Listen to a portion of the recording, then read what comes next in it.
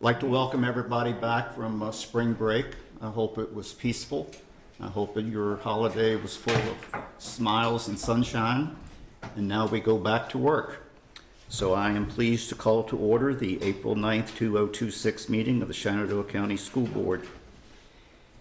Madam Superintendent, might you have a suggestion for the board? I do, thank you. I recommend the School Board of Shenandoah County convene a closed meeting under the Virginia Freedom of Information Act in order to discuss and consider several personnel matters involving the assignment, appointment, promotion, performance, demotion, salary, discipline, or resignation of several employees of the Shenandoah County Public Schools under Virginia Code 2.2-3711A14, and for the purposes of discussing and considering several student matters involving the admission, discipline, or the disclosure of information contained in a scholastic record of students in the Shenandoah County Public Schools under Virginia Code 2.2-3711A2. Ms. Pence?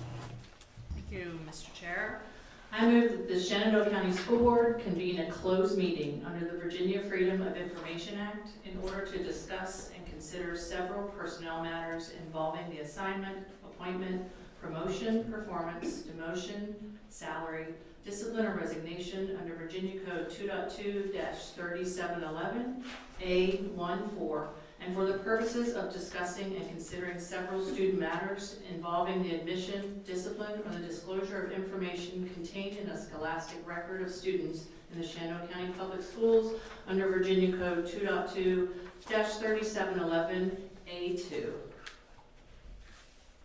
The School Board of Shenandoah County desires to convene a closed meeting under the Virginia Freedom of Information Act in order to discuss and consider several personnel matters involving the assignment, appointment, promotion, performance, demotion, salary, discipline, or resignation of several employees of the Shenandoah County Public Schools under Virginia Code 2.2-3711A14. The motion on the floor is that the School Board of Shenandoah County convene a closed session in accordance with the Code of Virginia. Is there a second? Second. I'll have 2 seconds. Mr. Shibe, Mr. Rickard. The motion by Mrs. Pence has been seconded. All in favor will indicate by saying aye. Aye. Opposed, no. And Madam Clerk, I record that as 6-0.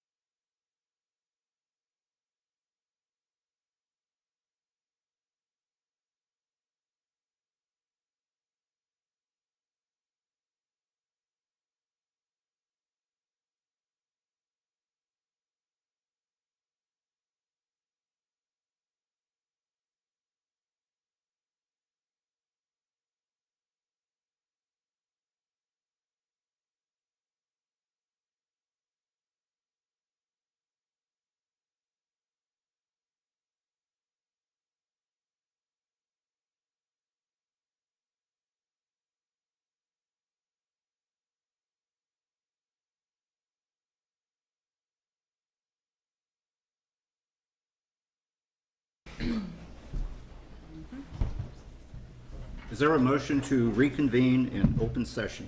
Move to reconvene in open session. Thank you, Mr. Rickard. Is there a second? Second. And second by Ms. Carlinio. All in favor indicate by saying aye. Aye. Opposed, no. Record that, Madam Clerk, as 6-0. The Shenandoah County School Board hereby certifies by roll call vote that to the best of each member's knowledge, one, only public business matters lawfully exempted from open meeting requirements by Virginia law were discussed in the closed meeting to which this certification resolution applies, and two, only such public business matters as were identified in the motion convening the closed session were heard, discussed, or considered by the Shenandoah County School Board. Each member will respond, "I so certify," when called upon, and I call for a roll call vote. Madam Clerk. Mr. Shivey, I so certify. Mr. Street, I so certify. Ms. Carlinia, I so certify. Ms. Pence, I so certify. Mr. Ricker, I so certify. and Mr. Banks. I so certify. Thank you. For purposes of the invocation and the Pledge of Allegiance, I call upon District 2 Representative Mr. Street. Oh, thank you. Let us pray. Heavenly Father, we come to you again tonight for another monthly meeting. Lord, we thank you so much for the things that you have blessed us with, the opportunities, the things that we do have in our school division, the opportunities, staff, leadership, safety that many probably don't have in our country or in this world. So we thank you for all the things that you've blessed us with. Lord, we continue to ask for your guidance. We definitely continue to ask for your safety. Lord, we pray that you keep our staff and our students and everyone safe in our system to protect them. Lord, we ask for your hand to guide us and lead us to do the best of our ability, whatever our position is, to lead, to guide, to educate, to set the example. We understand, Lord, that maybe sometimes we don't seem to be a Christian nation, but Lord, give us the ability and the strength to become a nation of Christians, to set the example, to believe that our trust and faith is in you.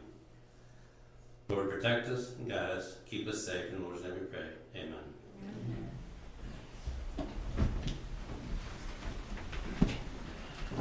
Pledge allegiance to the flag Of the United States of America, and to the republic for which it stands, one nation, under God, indivisible, with liberty and justice for all. Thank you, Mr. Street.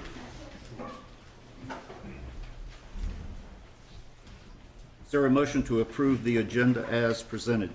Move to approve the agenda as presented. Thank you, Mr. Rickard. Is there a second? Second. Several seconds, Mr. Shivey, Ms. Carlinio. All in favor of approving the agenda as presented will indicate by saying aye. Aye. And opposed, no. And the agenda is approved. Dr. Shepherd, recognitions. We have several recognitions this evening. I would like to start with Strasburg High School. Ms. Foltz.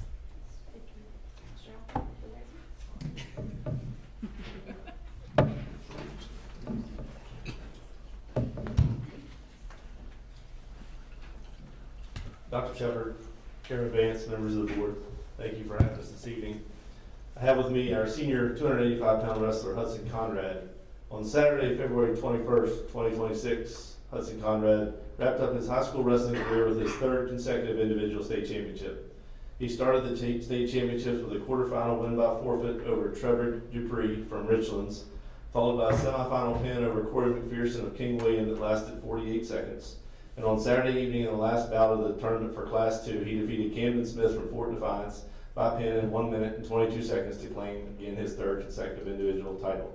Hudson finished the year with a perfect 33-0 record. Strasburg High School is proud of Hudson's accomplishments not only in wrestling but also as a member of our football team and appreciates his dedication to our athletic program. Please join me in recognizing senior wrestler Hudson Conrad.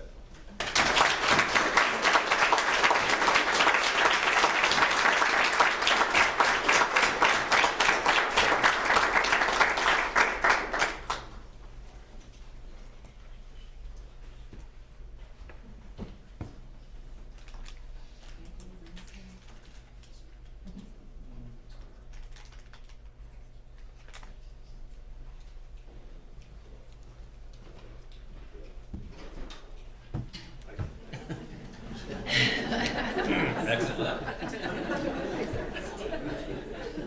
was really secretive, wasn't it? So the next recognition is, we would like to recognize student advocacy leads to campus security upgrades. Thanks to the initiative of Shenandoah County Public Schools student Lena Langston, our campuses are getting a security upgrade. Lena presented her ideas for improving school safety to her school principal, members of the school board, the superintendent, specifically recommending the night lock door security system. Because of her advocacy, the district is installing this new door hardware at all schools and completion was over spring break. So all of those night lock door security systems are in at this point. So I would like to read her certificate, and then I'm going to ask Mr. Rickard if he will present the certificate to Ms. Langston. It says, present this certificate to Lena Langston in recognition of your outstanding initiative, dedication, and leadership in championing enhanced security locks for classroom doors, contributing to a safer learning environment for students and staff. Presented this 9th day of April 2026. Ms. Langston?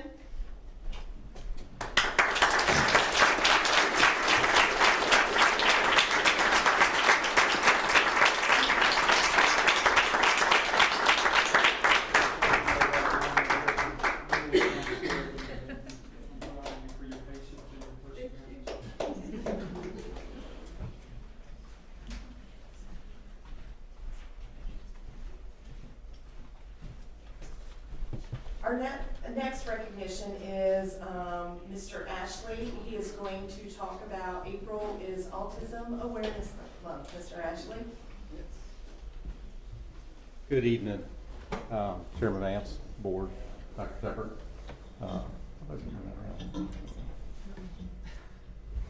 As y'all are aware, April is Autism Acceptance Month, a time that has traditionally been about awareness. But we should be moving beyond just knowing autism exists. We should be moving towards a true acceptance and meaningful inclusion of these individuals. Autism is a different way of thinking, feeling, and experiencing the world. It is important to remember that autism is not a disease or an illness to be fixed. It's a natural variation in human neurology.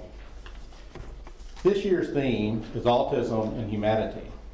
Every life has a value, emphasizing that every person on the spectrum deserves to be seen, supported, and celebrated for their unique strengths.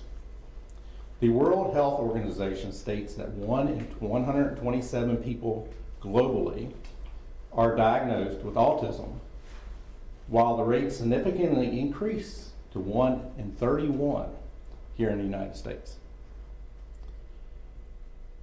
Boys are 4 times more likely to be diagnosed than girls. According to the Autism Speaks, 90%, 60 to 90% of the autism risk is attributed to genetic factors, including inherited mutation, spontaneous gene changes.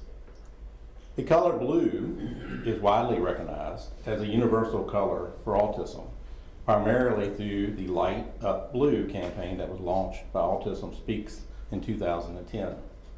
Tonight, we recognize April as Autism Acceptance Month by providing you all a pen that you all have up in front of you. And as you use that pen, please remind yourselves that many individuals and families impacted by autism are within our schools and our community.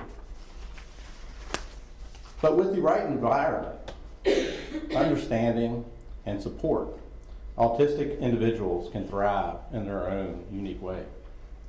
When we speak about autism, we must move past the limited thoughts that we've always had that autistic people cannot do. But we need to start focusing on their strengths, their creativity, their resilience that they really do have. So during this acceptance month, it calls us to look past the stereotypes, recognize the uniquenesses. We need to listen to their voices, empower the non-speaking individuals, and ensure that they have a voice that affects their lives. So some things, we all can do as a school system and as individuals is to make sure all of our staff, not just special ed, has the tools and training to embrace and understand that a different way of processing information isn't wrong, it's just different. We can create welcoming spaces by lowering lights, reducing noise, or making spaces more accessible for these individuals in a positive manner when they need them. So in conclusion, this April, I encourage you to move from awareness to acceptance, from acceptance to actionable support. Let's build a society that is not just aware of autism, but is truly inclusive, supportive, and celebrates the uniqueness of every life affected by this autism. Thank you all for your time. Thank you. Thank you.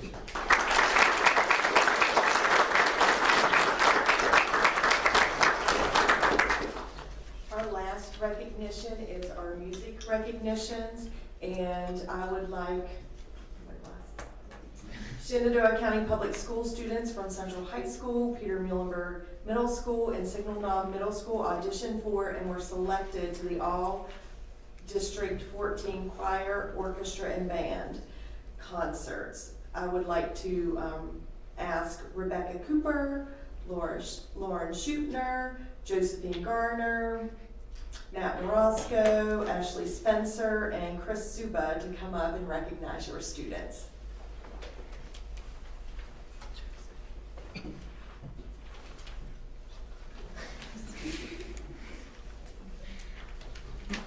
Good evening, Dr. Shepard, Larry Vance, members of the board.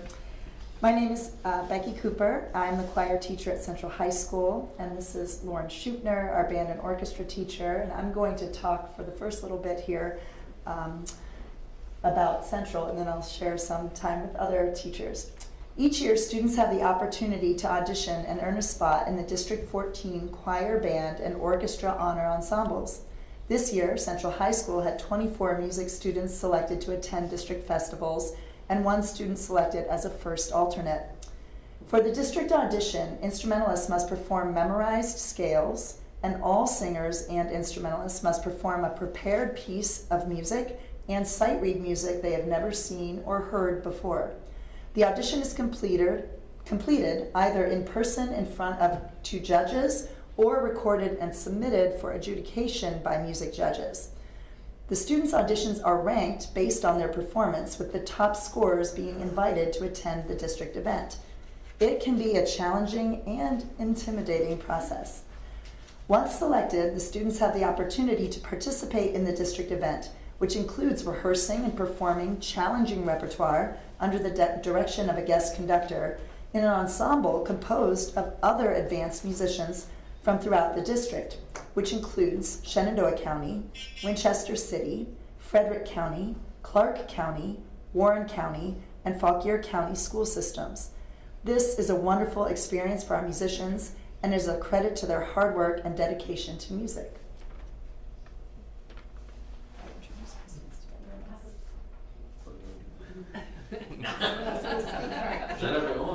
Well, my thing, my name is Chris Zuba, and I teach choir and band at Signal Knob Middle School, and I just wanted to add to that is that we really, truly appreciate you all, just be blunt, paying for the kids to go and do these things.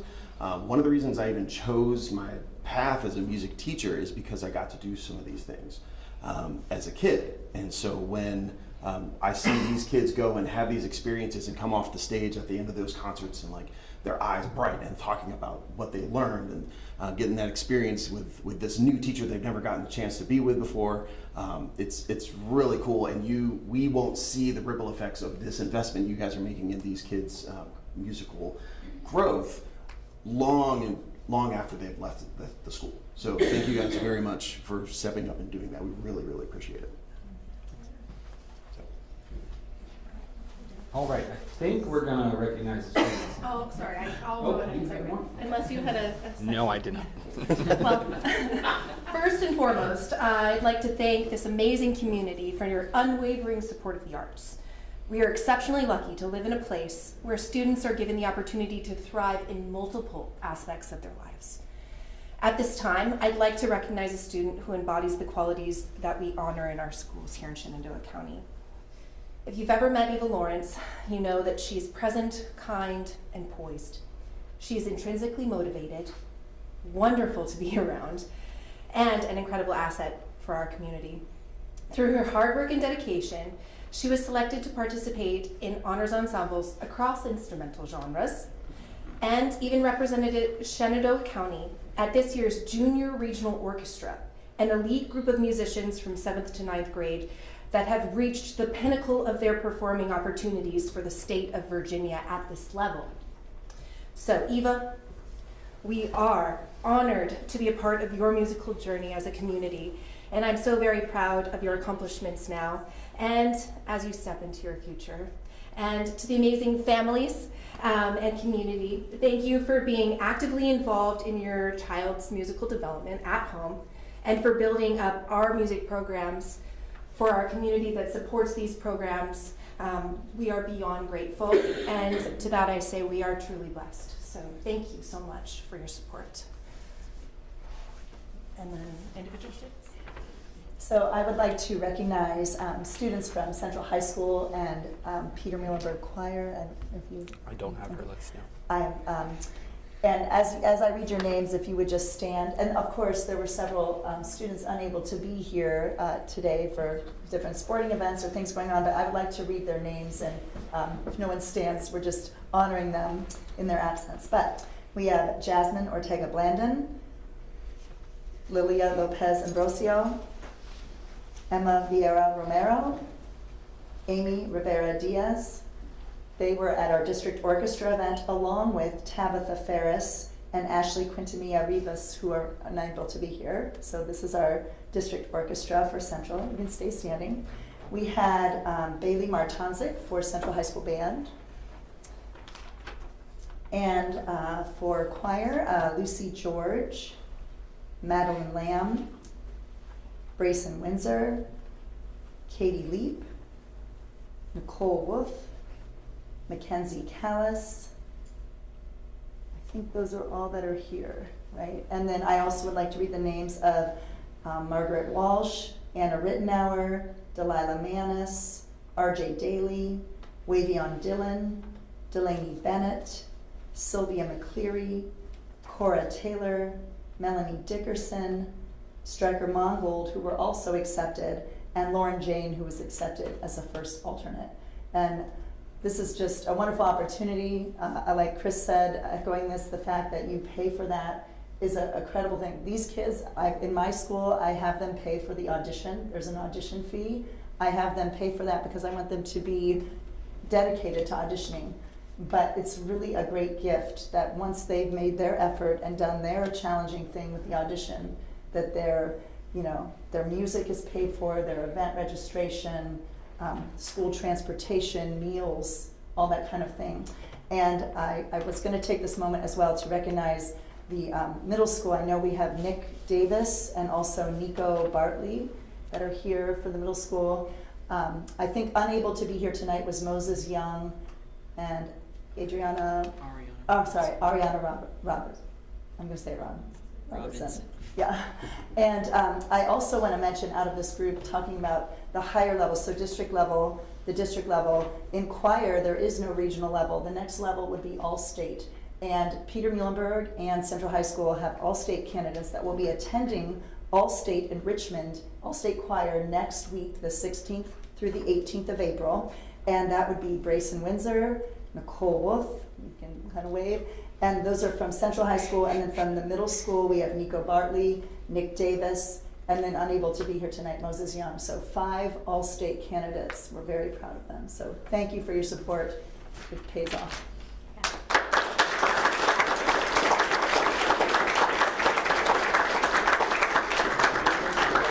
From Peter Muhlenberg Middle School, we had Vance Jeffers, who could not be here this evening, and Kelsey Recon Romero. Made all district band.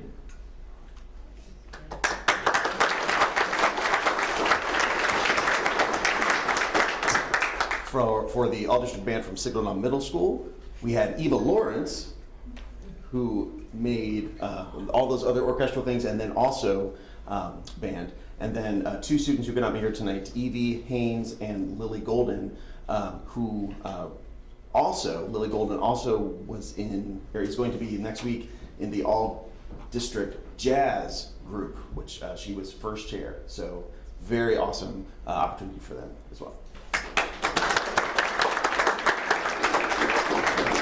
apologize, I didn't understand the structure. I'd like to honor both Lindsay King and Eva Lawrence for the all-district orchestra. Thank you.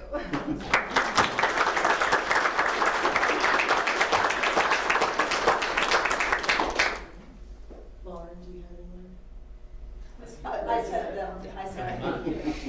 So all of the people who are standing, please come up here near your teachers and we're gonna get a photograph and.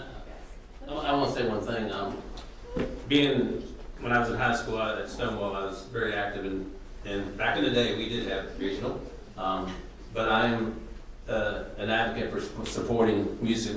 So I'm glad to see the activity and I did have some great opportunities traveling, and so I definitely support the music in our schools along with other things. But congratulations.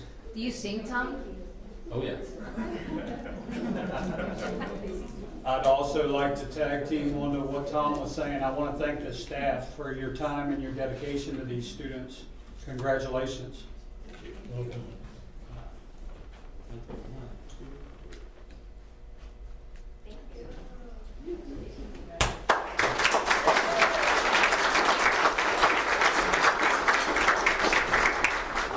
So before our music teachers escape out the side or back to work, I would like to thank them for their dedication and their time. It takes, and Tom, Mr. Streeter, Mr. Ricker may have said this, but the amount of time they spend at school with our students is astronomical, and we just would really like to appreciate them as well. So big round of applause.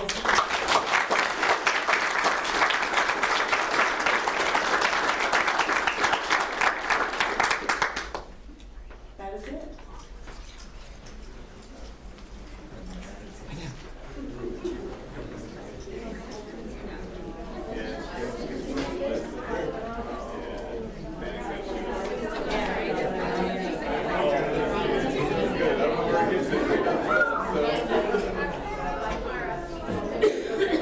No, it's over. Manny said she was on deck to hit. Item 2.6 is public and staff comment on agenda items and non-agenda items. And I'll pause here.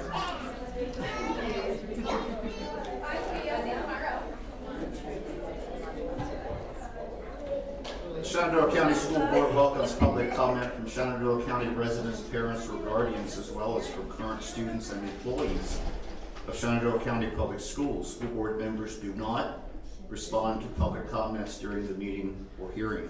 Each speaker may speak for up to 3 minutes. The board generally allows up to 30 minutes for public comments on agenda and non-agenda items at the beginning of the meeting. If there are a larger number of speakers, the board may limit the total time for comments and/or may reduce the time allotted for each speaker. And I see 4 names at 3 minutes per. Even I can do that math, so we don't have to worry about that one. All comments should address a matter related to Shenandoah County Public Schools. Complaints regarding division employees should be directed to the school principal or an appropriate school division official. The school board expects that each speaker will be courteous, modeling for our students how one can respectfully disagree with other views. Speakers will address their comments to the entire school board and not to one individual board member, to the superintendent, to a staff member, nor to the audience. Speakers will not engage in personal attacks. Speakers may sign up to speak at the school board meeting or public hearing on a document provided by the clerk of the school board. The school board clerk will ascertain that speakers indicate their role as stakeholders with valid addresses.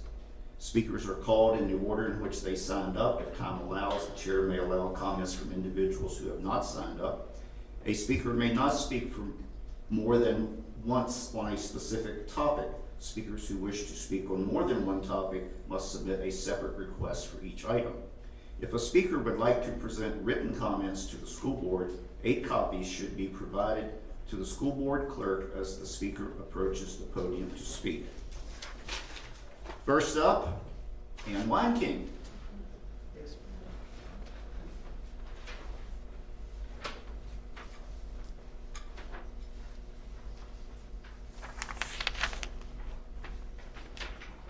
Good evening, board members and Dr. Shepherd.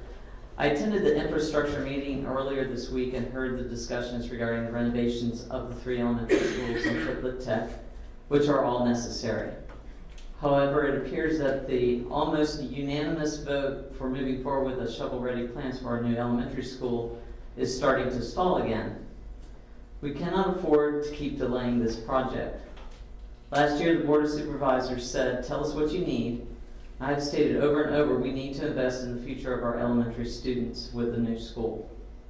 We could have been 1 year closer already if there wasn't a split among the previous board members.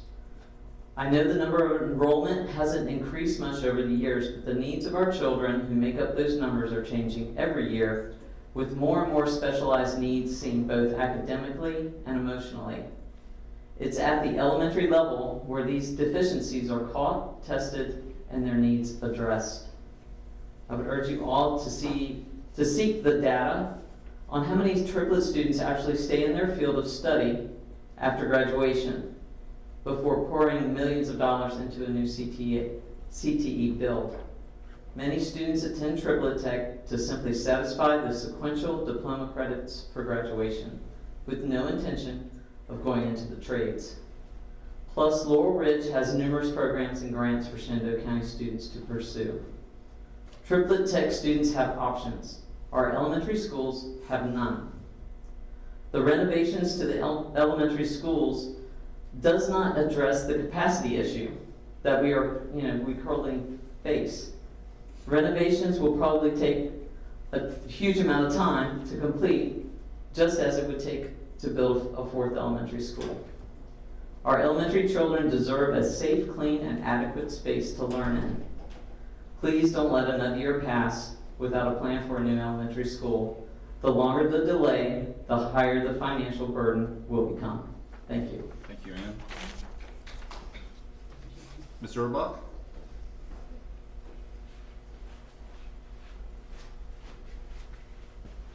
Good evening, and thank you for your time, board members and Dr. Shepherd. My name is Lucinda Urbach, and I'm the librarian at W.W. Robinson. I'm here to speak on the draft policy KLB-BF, which is on tonight's agenda. I sent out a memo with my thoughts yesterday, but just in case you haven't had the time to read it, I wanted to do a quick summary here. Book fairs are fundraisers that can be hosted by any school-affiliated group and are held to the same approval process, which is policy JL, as all other fundraisers. Book fairs do not provide learning resources, which is policy KLB, and should not be held to the same standards as library and other instructional materials. Adding layers of bureaucracy to the ability to hold a book fair will result in unnecessary extra work on the part of the host, assuming a book fair company can even meet the requirements. Speaking for myself, when a fair arrives, we screen it all. There are many items that do not get put out for purchase for any number of reasons. Ms. Pence, who's a wonderful book fair volunteer, can attest to this.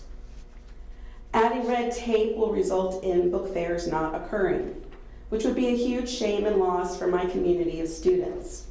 Money we raise goes to providing free, new, not hand-me-down books that are of current interest to the children that they can choose from the fair or from the school's book vending machine. The rest of the profits are used to supplement the library's limited budget to continue to buy books for circulation, and once in a while we can get a much-loved author to come to our school and excite the students to read, write, and tell their own stories. Please do not single out this literacy-based fundraiser from all other fundraisers by adding unnecessary restrictions. If you have any questions about my concerns or my experiences with book fairs, I would be happy to talk with you. Thank you again for your time. Thank you.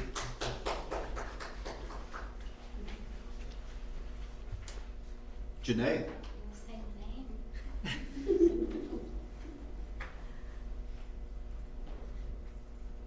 I believe resources were provided. You should have a packet like this on it.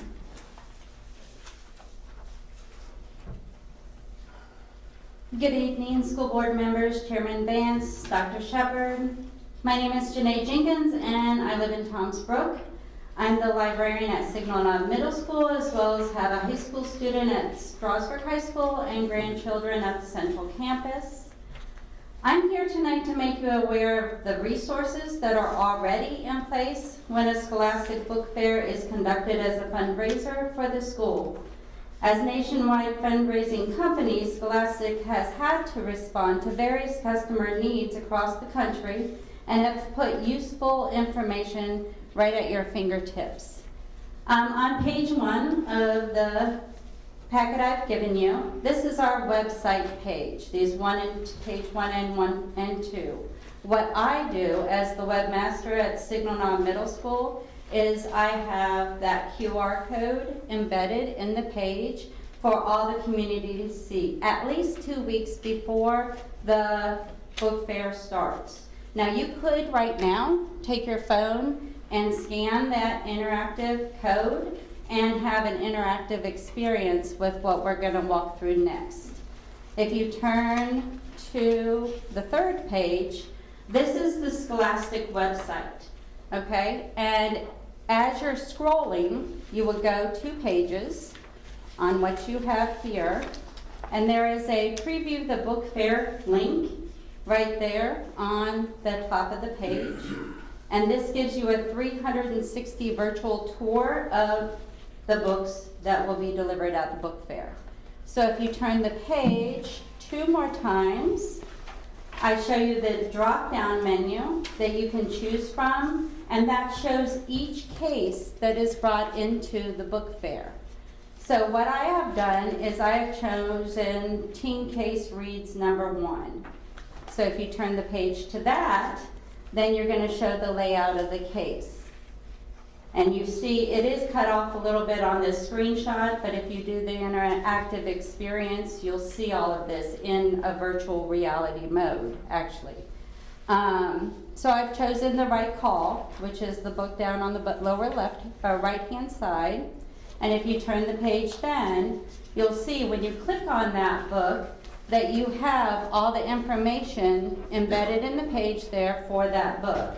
It gives the age range that it is, that is determined that it would be not just a good age range for who would be interested in this book, but who it is appropriate for. It gives you a summary of the book. It also gives you subjects and themes that it would be included in that. So I encourage you to look at resources that we already have in place and that Scholastic can provide. Thank you. Thank you. Thank you. Ms. Whitford?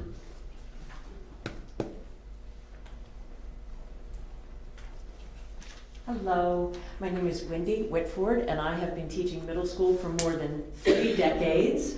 I want to thank you so much from the bottom of my heart for trying to reduce the amount of screen time that our children are exposed to.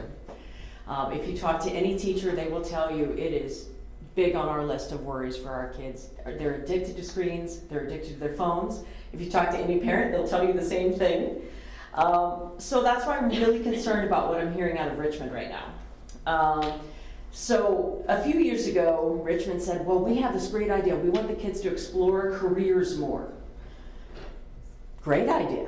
In fact, all of our curriculum, everything from music to art, theater, English, math, we all have embedded in our SOLs a chance to investigate careers. But unfortunately, sometimes what's happened is the state says, well, you know, why don't you do that as a computer program? So right now, all of our 6th graders, 2 to 3 days a week, are on a screen for 45 minutes investigating careers. So instead of learning about farming from our wonderful ag teacher, they can read about it on the screen. Instead of learning about design and marketing from our wonderful FCCLA teachers and our art teacher, it's on a screen. Rockingham has managed to find a way around this, though. They have managed a way to show that it is already embedded in their curriculums, and those students do not have that mandatory screen time. So, possible good news. Now Richmond is saying we have to have more screen time. And so they're saying that all 7th graders have to have more computer class. And so it's not an option. I certainly have plenty of students who love it as an option and take it as an elective. But they're saying that every single child will have to do it. So again, 2 to 3 days a week, 45 minutes, they're going to be on a screen. And again, it's already embedded in our curriculums. Even me as a music teacher, I have to teach about careers and I have to teach about technology within my curriculum. So I think we're very well covered with it. I don't propose to know an answer. I know that great minds at the school board are trying to figure out a way to make this work, but it really worries me as a mom and as somebody who loves my middle schoolers. They need more recess time. They need more time learning how to talk to one another. They need to go to theater class and learn how to shake a hand and maybe practice for a job interview. Those are the things I really want them to be learning in middle school and exploring the world through real life, hands-on learning, not just reading about it on a screen. So again, I don't propose to know the answer. The last thing I would say is you may be going, well, why haven't I heard about this? Trust me, most of my friends that are parents and fellow teachers, we're still learning about it too. I would suspect that Richmond has kept rather quiet about this because they figured people wouldn't be super happy about their children having more screen time. So I know it's April and I know that many plans have already been made for next year, but I think you're going to be hearing more about it. And I want to make sure you guys know, if you're starting to hear from people, wait a minute, why my kid couldn't take ag class? Why couldn't my kid take FCCLA? That's what's coming down from Richmond. And I think we're all smart enough and dedicated enough to our kids to find a great solution for them. So thanks a lot for your time. Thank you. Thank you.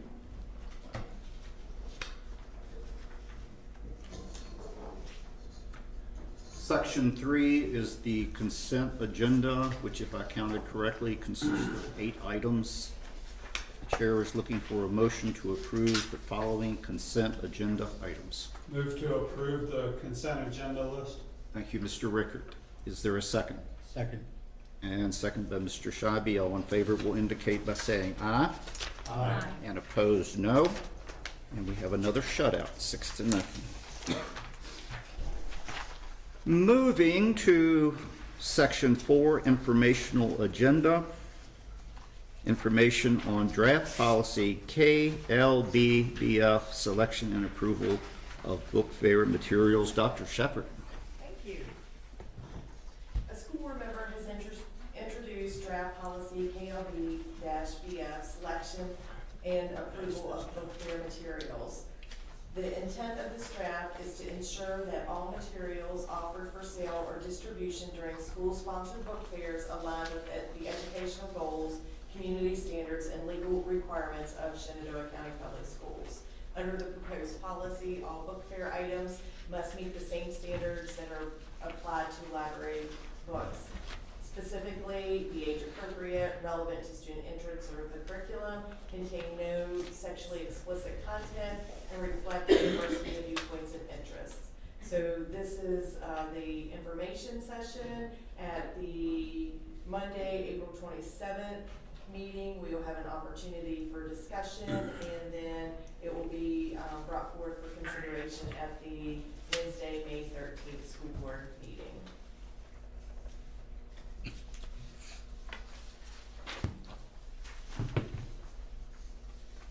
Is that it? Yes. Ms. Campbell, a request to increase the fiscal year 2026 budget.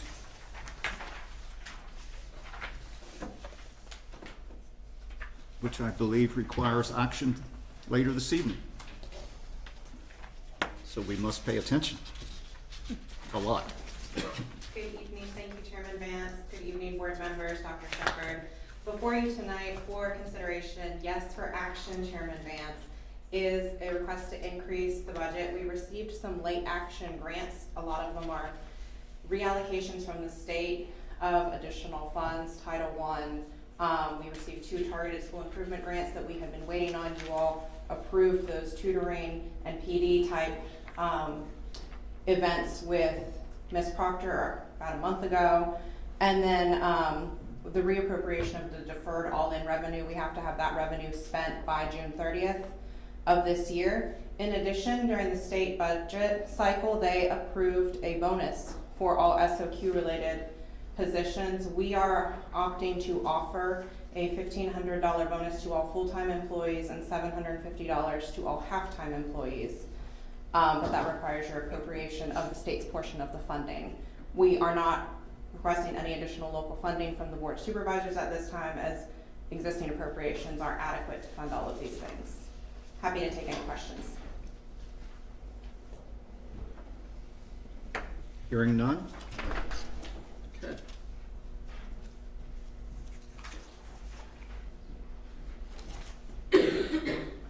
Library book materials purchase list. Dr. Shepard. Thank you.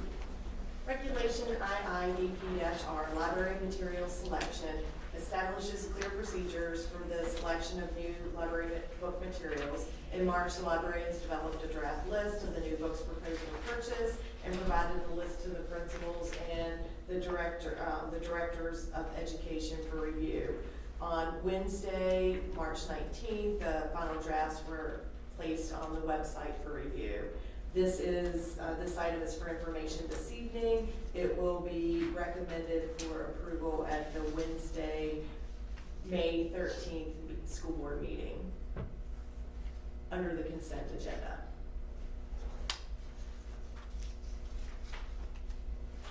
Then we move to section 5, the action items, and the first item up is personnel. Is there a motion to approve the personnel lists as presented? I would like to make a motion to amend the personnel list, please. I think we have to have a motion to approve the list, and then I'll take your amendment. So is there a motion? Approve the list. There is a motion to approve the personnel list as presented. Is there a second? Second. Okay. Now, is there any discussion? I would like to move to amend the personnel list, removing number 47 from the list. Is there a second to that motion? Second. Several seconds to my right.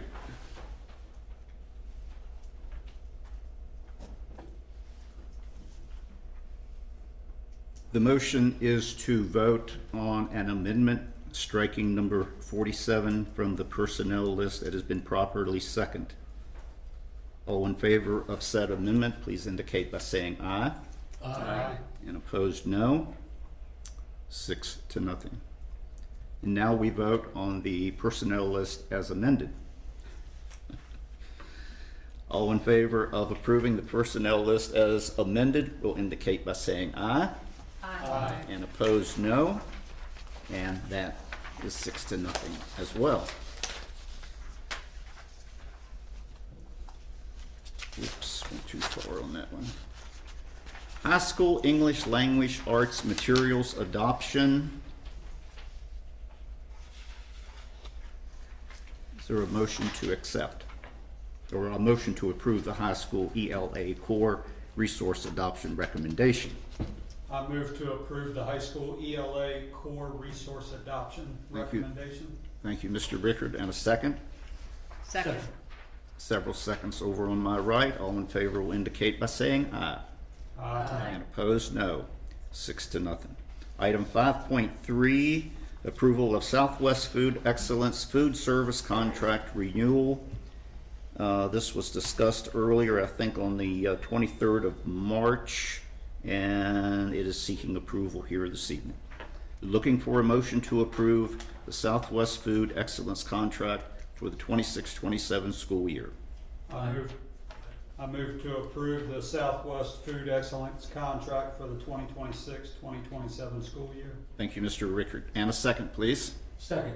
Mr. Shabby. All in favor will indicate by saying aye. Aye. Opposed, no. And the contract is approved.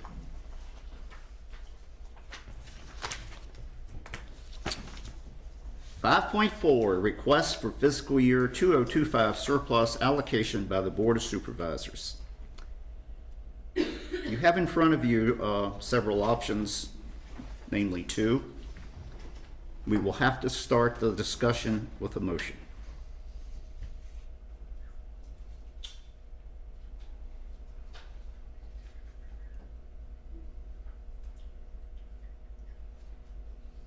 I move to request that the Board of Supervisors allocate the fiscal year 2025 surplus to Shenandoah County Public Schools in the amount of $1,554,264.49 to special budgets, $1,099 into CIP budget, and $5,455,449 for architectural and engineering fees for the renovation of the elementary schools, renovation and minimal expansion of Triplet Tech, the new elementary school, and the new career and technical facility as presented. You have heard the motion. Is there a second? Second. And the floor, it's been seconded by Ms. Carlenio. The floor is open for discussion.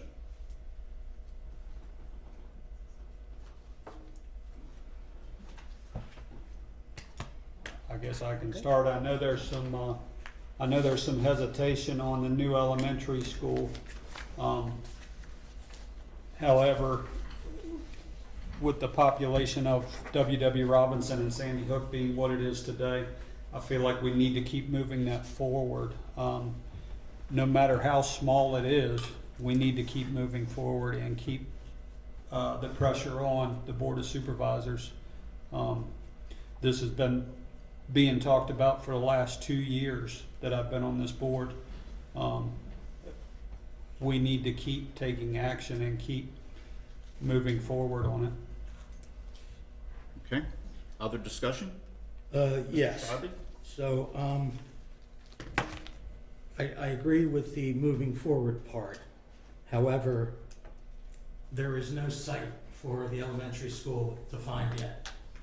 At the infrastructure committee meeting, it was made very clear that the Board of Supervisors has not discussed, nor anyone else in the county has really had a full and thorough discussion on the feasibility of using the Maurytown Park site.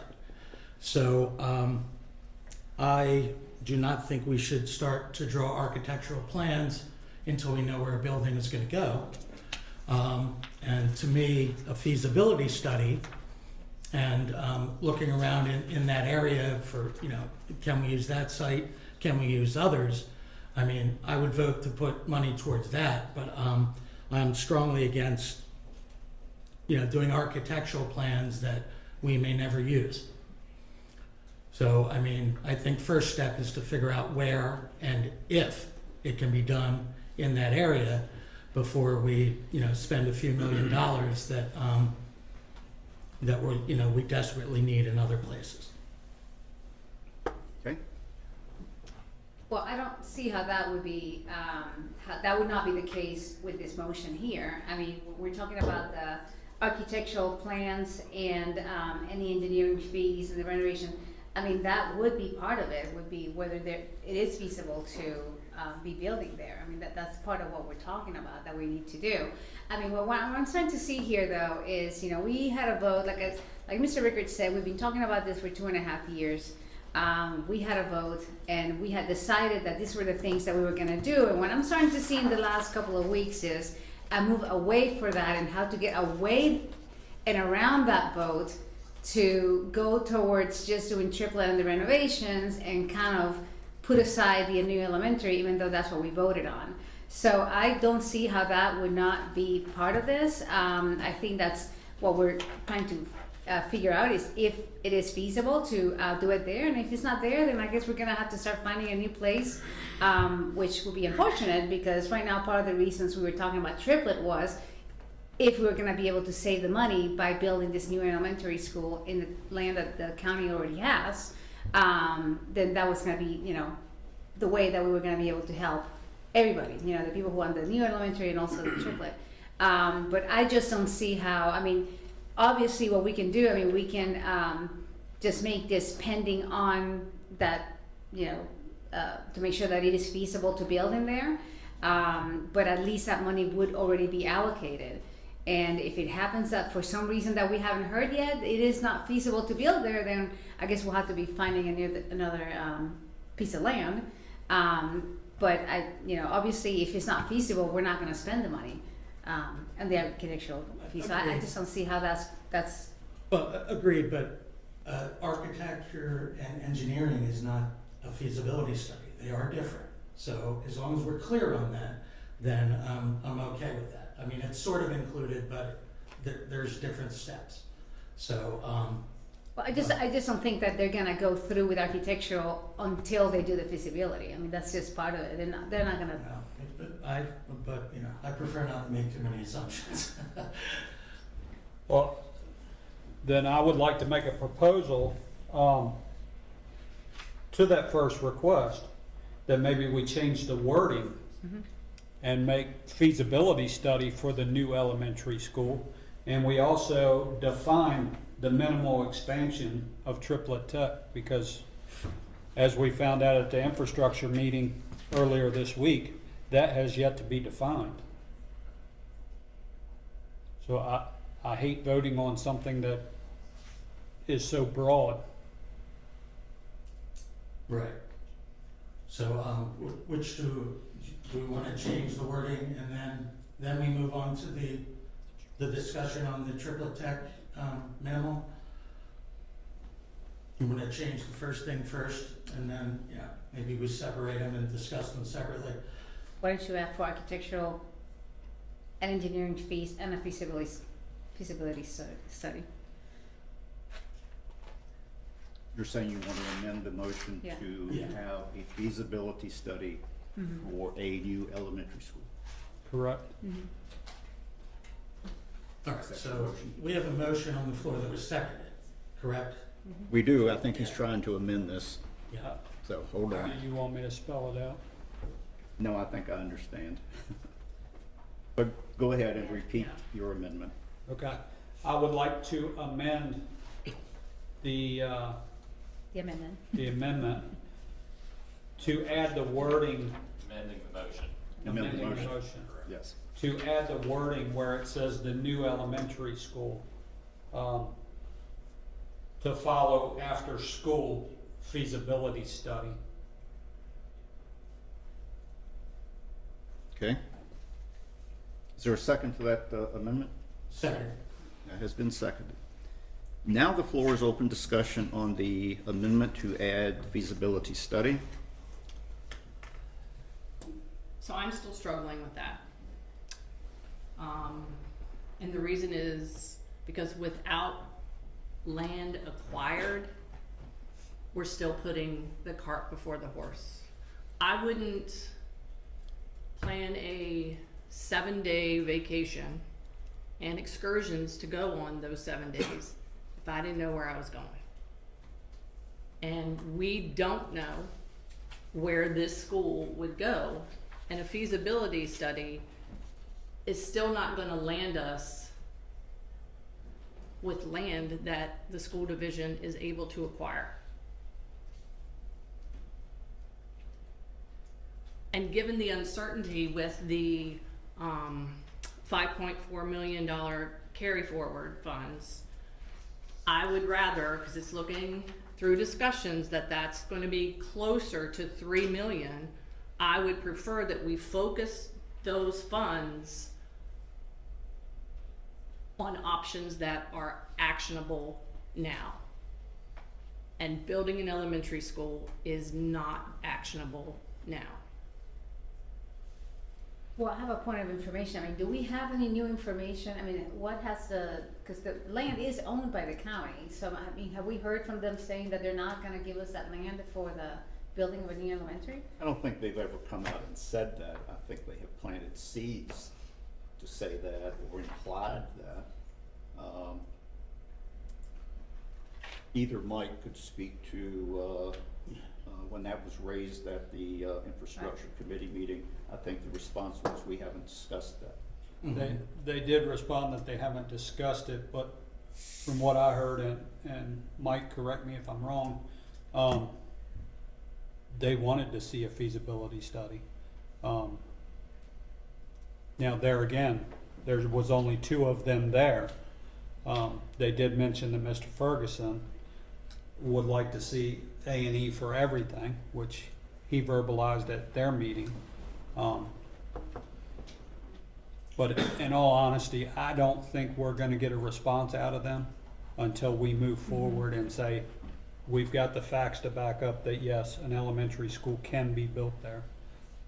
We're gonna have to keep pressure on them and keep pushing them in order for them to make a decision. I don't get the impression that they're gonna voluntarily make a decision and say, yes, you can have that land. And agreed, I mean, there weren't any clear definitive answers on any of it. I did hear that they're gonna be reaching out to Dr. Shepard and us too, where we will actually all have a meeting together.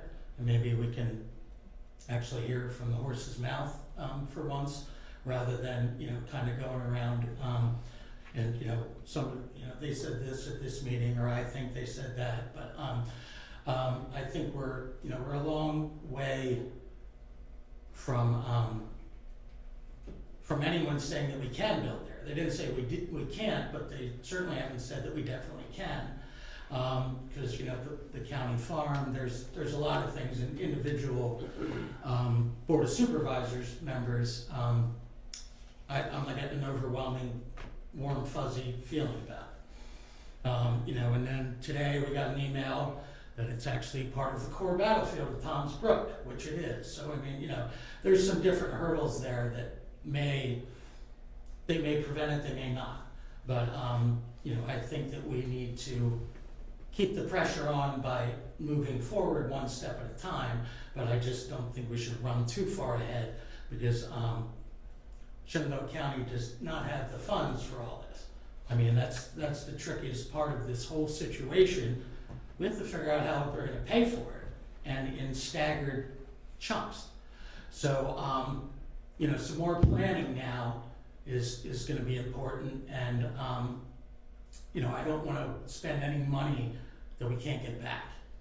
So I think some sort of a study, but I mean, we need somebody from the county, because this isn't our decision, to put their name on the line and say, yes, you can build on this site, or you can't, or we can acquire this one. I mean, we have to keep the pressure on, but we don't get to choose the land, they do. So, and I want to be good stewards of the money we're given, because I mean, if we spend $200,000 on a study or an architectural study, or pictures that we could have put into an HVAC system, I'm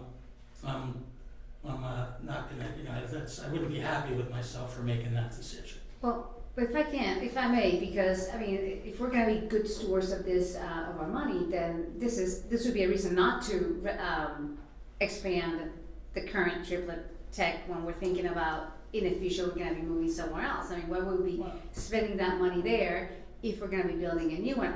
I mean, my point here is, I mean, we've been doing this for 2.5 years. I know you guys just started in the last couple of months, but some of us have been talking about this for 2.5 years. And it's become a little game where we keep hearing from the board supervisors that, oh, we need to let the school board decide what they're gonna do.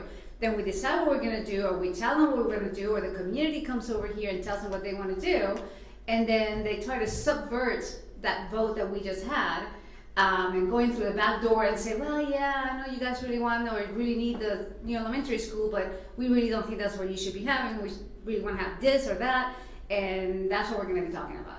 So, for 2.5 years, we've been talking about the Morristown location. Not once did I hear anything about it being possibly a battlefield. I mean, this is something that it's been talked about, it's been written about in the paper, and yet all of a sudden we hear that. It's like a Hail Mary that we heard today, that may be a problem. The same thing, you know, with regards to just building it in there. I mean, we've been talking about this over and over again, and not once have we heard, no, the supervisors don't want you to have it, or no, there's a problem because of this, or because there's a turtle, or whatever. We've never heard that there's a problem with this. All of a sudden, we're hearing about this being a problem after we already voted about this.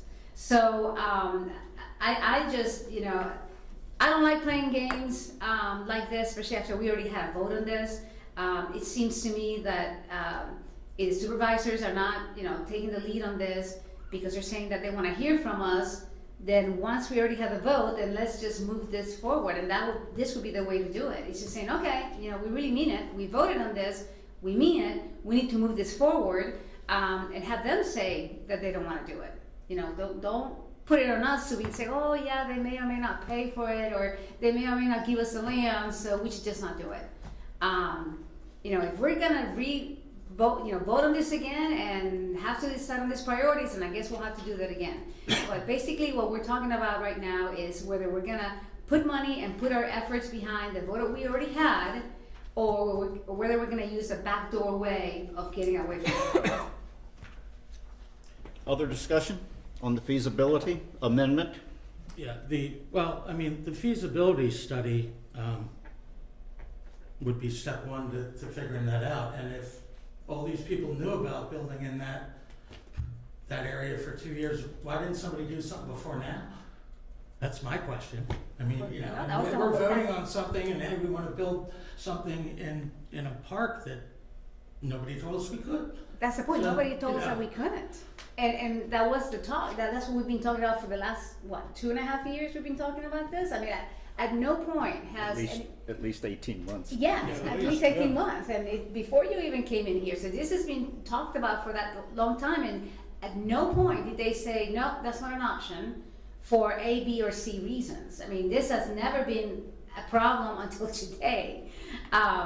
So, you know, at no point, like I said, it was stopped. So yeah, this is something that we've been going at for a long time, and it's becoming kind of ridiculous, and we keep going around and finding new reasons not to go, you know, not to do what we decided to do. Because we did this last year too. We had a vote last year where we voted for this exact same thing. When we voted for that option C. And then we found some way, whether it was because of the supervisor saying this or because some of the members saying that we got away from that vote. So the vote that we had last year, we got away from. Now it seems like we're starting to get away from the vote we just had. And I see what you're saying. Did any of these votes specifically say building in that park? They said building a new elementary school in the Morrietown Toms Brook area, if I recall. So I think maybe that's why this is skidded through this way, because you know, I understand what you're saying. I do, but I don't remember anybody actually saying yes. Let's plan on building it there definitively. But Yeah, we have plans. We have a lot of artful dodgers around. So. I do believe that Dr. Shepard has the plans that the architect said exactly in what part of that land would be built. So we have that. We've already had that. But those were the guys that came in and they just put it there. They didn't do a feasibility study. Well, no. Nor but did I'm they saying- check with the but county. you asked if we had talked about this, or if anybody has said that that's what we're going to do, and I'm telling you, yes, that is what we're talking about. That is what we talked about when we voted on this. All right. Well, hypothetically, then the Board of Supervisors says no, we're not going to do it. Then where do we build? Then we're gonna have to start looking for, I guess, a new piece of land, and then we're gonna have, I mean, if they say that, so if they say that we need to make a decision, and then they're saying, well, yeah, we don't like your decision, then we're gonna have to review all this again and revise all this, because then at that point, if we have to go out and buy a new piece of land, then maybe we're not gonna be able to do triplet. And that's exactly why we shouldn't spend money on a feasibility study. Well, but it's a catch me too. It's only a productive first step if the project is viable, and without land, you're spending funds on design work that potentially may not. But we don't know that it's not be viable. used. We don't know that it's not viable. But we don't know if it is either. But that's the whole point. But that's why we're doing it. So we're approving it, and we're letting them just say, you know, tell us If the supervisors were gonna come back and say, oh no, we changed our mind, you can't use that, then at that point, then we're gonna have to, you know, reassess all of this, not just the new elementary, the whole thing. I think one thing we're getting away from here is it was the chairman at one of our previous meetings when we were talking about this last that recommended we break this up by the parliamentarian. Yeah. And it was a majority vote that the priority was the renovation of the 3 elementary schools, followed by the new elementary schools. That is what we sent the Board of Supervisors. Now the conversation has changed since they have come back to us. Who's making the decision here of how we spend this money, us or the Board of Supervisors? Because as far as I know, the Board of Supervisors has not said, hey, we're going to give you this money, but we're earmarking it for this, this, and this. Well, you know, I would not be surprised if that's not coming soon. In that case, then they can answer to the constituents, which I'm fine with. Yeah, no, agreed. And I get it, and I'm with that, but I mean, it's pretty clear. I mean, I've been to a number of their meetings and been watching and all that. They're gonna fund certain things now. So if they're not gonna fund a new elementary school right now, and that was pushed out in the one meeting as far as 2030. So we could use that money, you know, for something more impactful now. And then when they're ready to fund that, we start moving in that direction. I don't think there's anything here that's completely off the table. But I think we're getting ahead of ourselves and saying, well, we're gonna vote for this and tell them this is what we want. And then we're gonna have to come back and do it all again. So I think we should probably have some contingency plans here, you know, and be prepared for what they're gonna come back with. But to your earlier point, I mean, like you said, when we voted on that, it didn't say, you know, we voted on the new elementary school at Morristown. We were assuming because that would be the best scenario for us in terms of it's already land that is owned by the county. But when we voted on that, we didn't say that it was going to be a new elementary at Morristown. So then that means that if it's not Morristown, then it's a new elementary somewhere else. So we're going to have to look for that somewhere else. Agreed. I mean, So that's why, you know, might as well just, you know, move with this and have them tell us, yeah, no, they're not going to do that. And have them be, you know, respect our vote. If they don't agree with it or they don't like it, then they're going to have to come to us and tell us why they disagree with it and explain to their constituents why they want to, you know, subvert the vote of the school board. yeah, I mean, but once back to the original, to the beginning here and the amendment and everything, we need, I think, spending some money on figuring out where we can put it is step one. Actual doing engineering, I think, is a little bit far down the road. That's my point. Well, but if we have right now, if we, let's say we're gonna put some money into fixing an HVAC. And then all of a sudden we have the inspectors come back and say, oh yeah, you can't actually fix that. You're gonna have to do something else altogether. That's what we're doing here. We're saying, okay, this is what we're paying the money for. If they tell us that we can't because we can't have the land or we can't have a feasibility, then we're gonna have to go to another step and try to decide what we're gonna do. But we don't just abandon it just because it may be that the supervisors don't wanna give us the Morristown land, or it may be that they don't wanna do this. That's not our problem. That's their problem. Our problem is to make sure that we pass the vote. We pass the vote, like Mr. Rickard said. Now we have to fund that vote. So to back it up, that's what we're doing here. We're backing it up. If by any chance they say that we don't have Morristown and we can't have that land, then that money's not going to be spent. Okay, so it should be set aside for, you know, for future use or something else. Like, well, it'll be it's set aside now. And if we don't have the Morristown, then that money's going to be there for whatever land we have to acquire. Yeah, I mean, I agree with that, and, you know, we're not abandoning this. I'm just, you know, the way this is written, I mean, like, we're gonna draw a blueprint. It's not time yet. That's, you know, that's where I'm sticking with it, but. Well, that's why I made the motion to amend Agreed. it. Yep.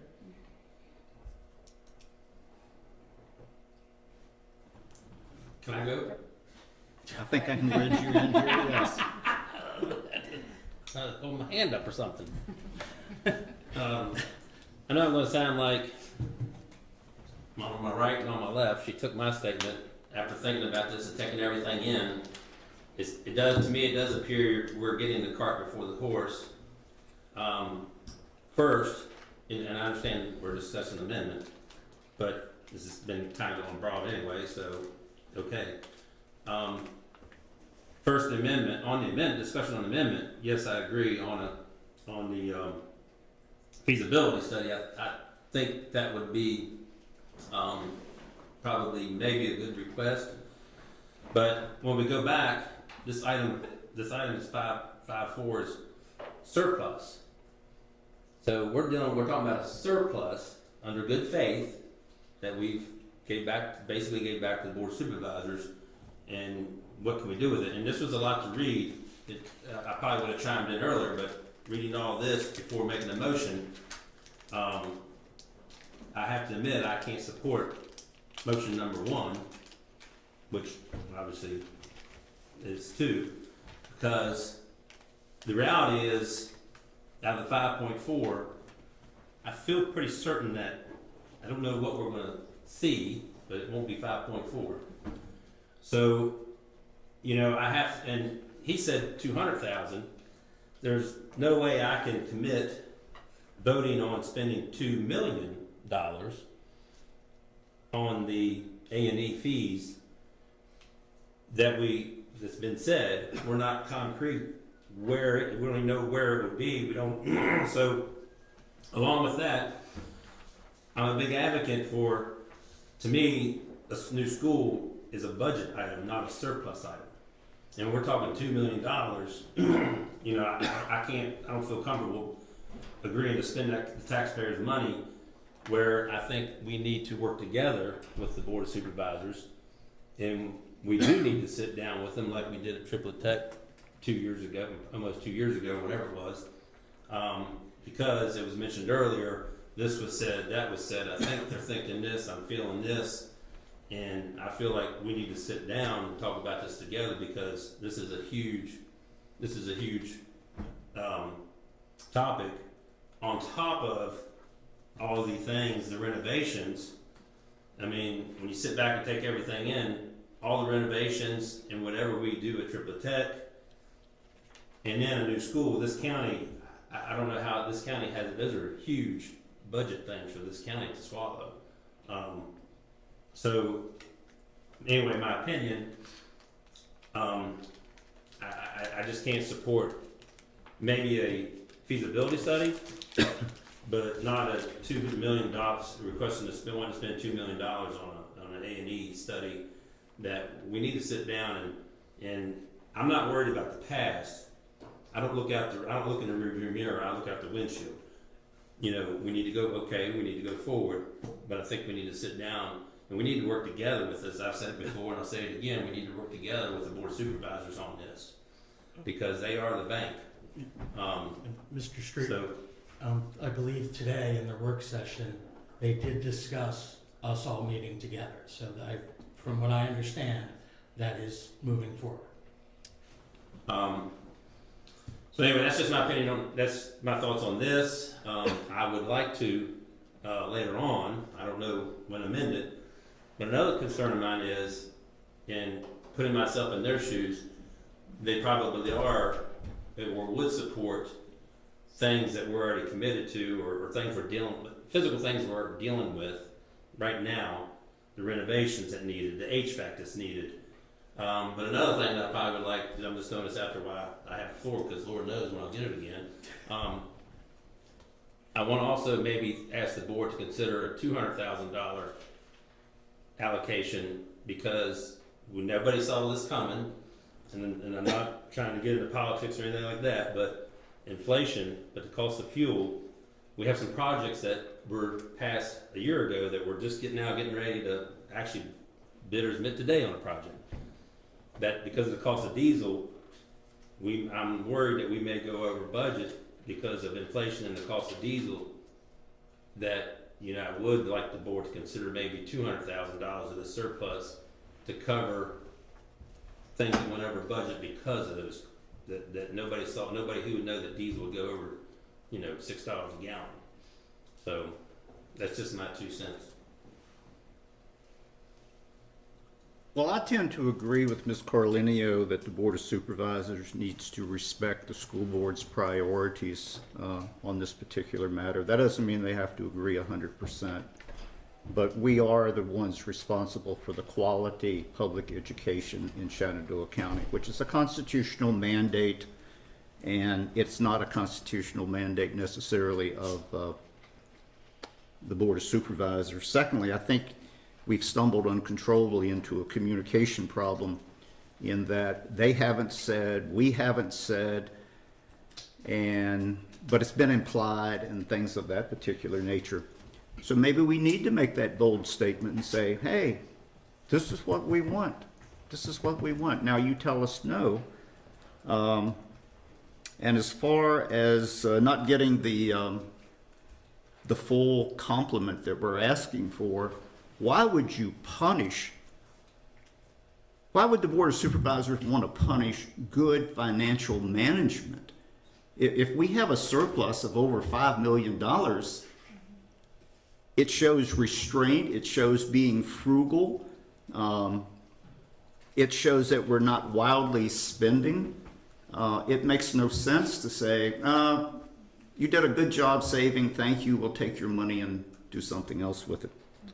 And as far as something you said, I don't know, I think it's communication. What in the heck ever happened in the last 18 months to option C?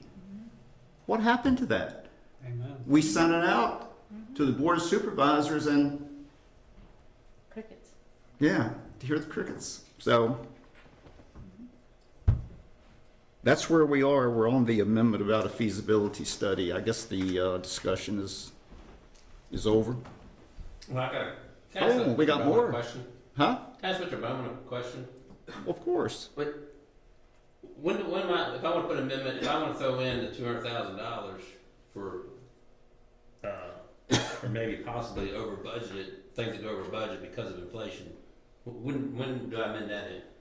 I would clear the deck with this amendment. We'll clear the deck and you tell me when.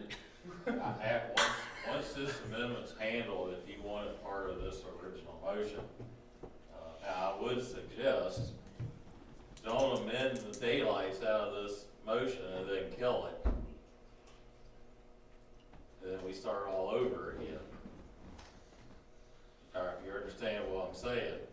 We talk this when we amend it and then we kill it. We've done it. So if there's a thought process of defeating this motion and going to the second one, that needs to possibly be considered now. And I'm not tipping it either way. I'm just seeing an hour's worth of debate and discussion put onto a motion that could possibly be defeated. Then Well, how do you get around it? How do you deal with that? Well, you all need to talk among yourselves and figure out whether. Do we take a trial vote and then come back? Well, you can do it however you want. Yeah. But I'm telling you, if you amend this thing a whole bunch of times, and that's dandy, and that's Robert's rules up and down and proper, and then defeat it, you got a blank slate again. Let me understand what you're saying. We're going to vote on the addition of the feasibility study as an amendment. That is the item at hand. I'm just looking a step forward. Okay. If you all have good debate, good discussion, and good amendments, and Pass or fail. add stuff into this. And then if Mr. Street wants to, Get if he this wants the amendment diesel off fuel the floor. amendment after we vote on feasibility, Correct, and then we vote on the motion as amended, possibly, unless there's more amendments. unless there's more amendments. But I think we're out of amendments this evening. Okay, Mr. well, Rick, that horse has gotten tired. That's Mr. Rickard. Question for Mr. Street. If I'm in support of your $200,000 amendment, would you be in support of this feasibility study? I'm in support of a feasibility study. That's why I added it. We're not talking Take that about the one. 2 million anymore. Yeah. We're talking about the feasibility study. Yeah. I don't know why I feel like this is make a deal or something. I don't know. No, I said earlier. I think a feasibility study would probably answer a lot of people's questions. I'm good, Chairman. Mr. Vance, can I say one small thing? Well, you can say more than one small thing. I wonder if we should add to, or if the school board should add to the motion that you formally request from the Board of Supervisors if they will consider giving the school division 20 acres of property at the county farm in Maurytown, and where that 20 acres would be located for a new elementary school. And that would be a formal request to the Board of Supervisors, in which would be included in whatever decision is made here this evening, that would tell us whether they're interested in giving us 20 acres of land, which is about appropriate for an elementary school, or not. And I think that may be the first step. I second that. How come none of us thought of that? So you want that in the form of an amendment to this, I would add it at the end. That was just my 2 cents, and we'll let Mr. Bowman say how it should be. As I say, you can amend this motion multiple times. There's really no limit. And I would, right now, your feasibility study is the first thing, up or down on that, and then you can amend fuel and land and whatever, requesting the full amount, or, yeah. But the feasibility study's gotta be, it's got to be taken care of it's first? gotta be handled first, yes. All right. And then the floor is open for additions. Madam Clerk, would you like to read the motion, including the words feasibility study, the way you have it? So, Mr. Ricker made the motion to amend, to add the wording after a new elementary school feasibility study.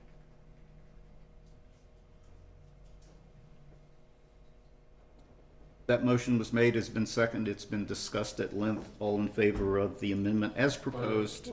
Whoa, what? That still leaves the $2 million in there.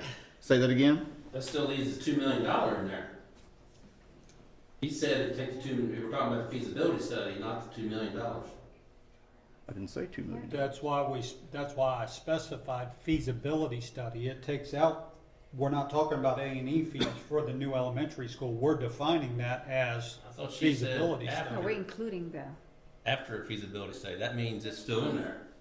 No, she's saying after the word school, after the words the new elementary school feasibility study.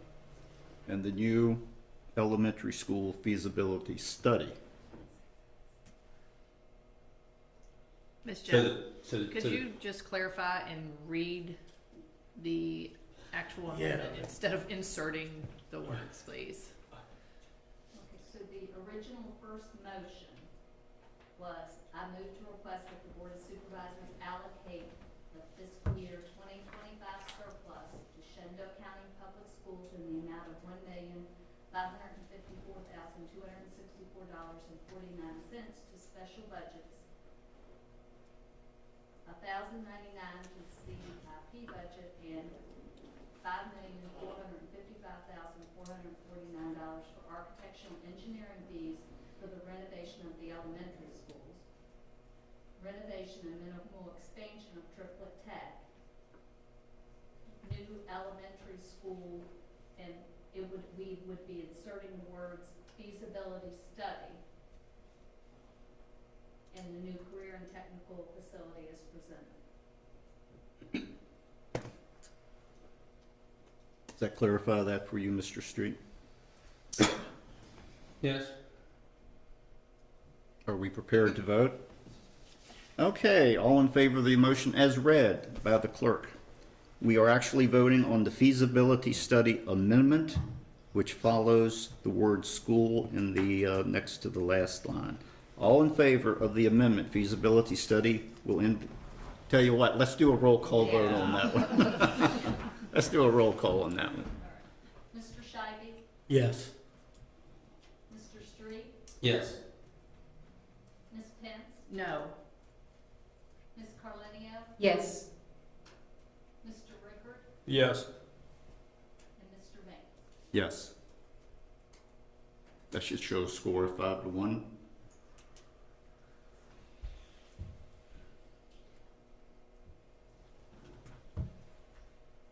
Are there any other amendments to be offered? Well, I have a point of information, because I know that Mr. Street has the amendment for the 200,000. Dr. Shepherd, is that something that we don't have already in the budget for that?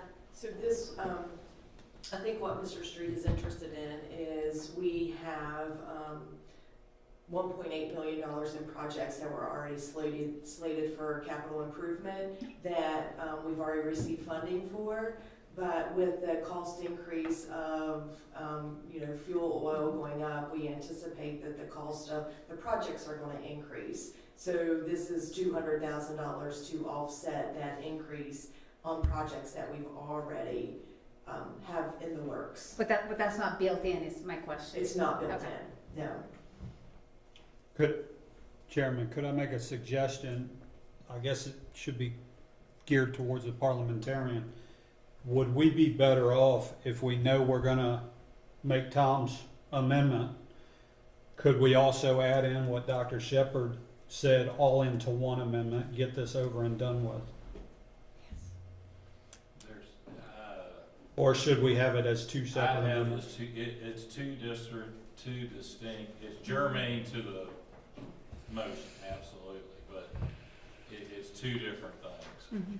And I would have the inflationary one separate as well as the request for land as separate.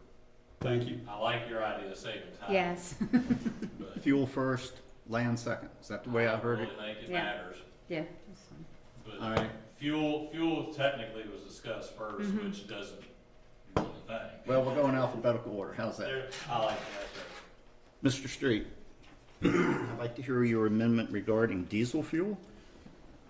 But yes, I'd like to make an amendment to the motion that added that out of the surplus, asking the Board of Supervisors for $200,000 to go towards the, and I don't know if I can say this, but the possibility, which is probably there, of increase of projects that have already been, the money was allocated last summer, and the projects are already going forward physically, and bidders are getting ready to bid in. But anyway, so add amendment, I know this probably should be discussion, but add amendment of $200,000 out of the surplus to go towards the projected increase in costs of the existing projects that are already passed, or, I don't know. They're in motion. In motion, That have been allocated. or have been allocated. Thank you. Was that a second? So, is that a Yes. clear motion? That is not a clear motion. And I could see Cheryl's So, face. The motion is to amend the original motion that has been amended to offer an amendment to include an earmarked fund. This is not the way he said it, but earmarked fund of $200,000 for the diesel fuel cost, and the projects are already in motion, as I understand it that way. Diesel fuel / inflation. Yeah. No, the Budget project's already moving, yeah. So, $200,000 for inflationary cost associated with any projects that are already have already been allocated. So, Mr. Street had said at the first part, amendment, that he's requesting an amendment to the original motion for us to request out of surplus to ask the Board of Supervisors to give $200,000 to go towards the increased cost of existing projects. But do you want me to add in diesel fuel? No, nothing. That sounds good. I wouldn't. Just because, you know, it we're talking about projects, it's diesel fuel, it's asphalt, it's the materials that have gone up because of, I don't want to just be diesel fuel. I would leave it vague. Just Oh, yeah. Existing projects. And you may have, Ms. Carlinio seconded the motion. We were in a commotion thing there. Any other discussion on the $200,000 for diesel fuel? Roll call. Point of information, sorry. Can you again just read the full amendment that we're voting on? All right, so, we have the original first amendment, okay? And then we're adding to that to ask the Board of Supervisors to provide out of the surplus that $200,000 go towards the increased cost of existing projects. So the new elementary feasibility study would still be in this motion? Yes. Yes. Okay, thank you. Yeah, because it was already passed. Okay, just clarifying. Thank Any you. other discussion or points of order?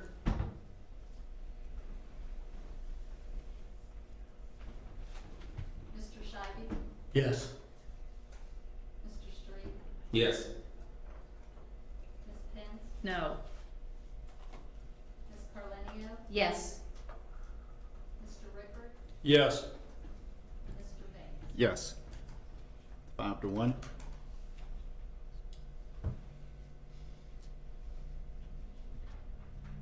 Next amendment?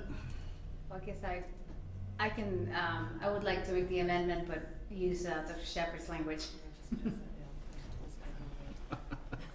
What's your grocery list? You can't pass notes in school, Dr. Shepherd.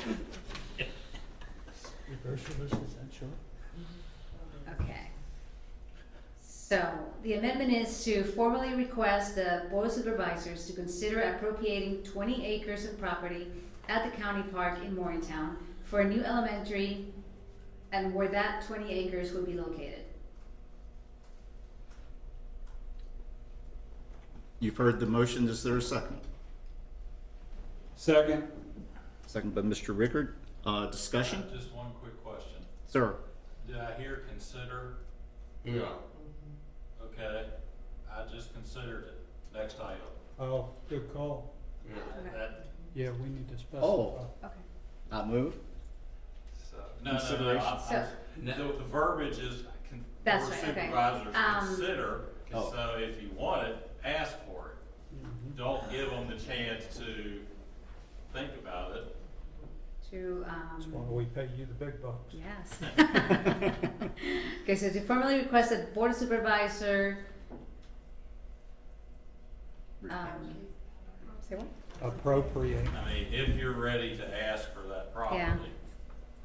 Specify, I would say appropriate. appropriate or And you don't have to take my suggestion. You Oh, can- no, we you like can- that. You No, can no, we rock got- and roll with that. It doesn't bother me a bit, but to appropriate? I know how verbiage is. Okay.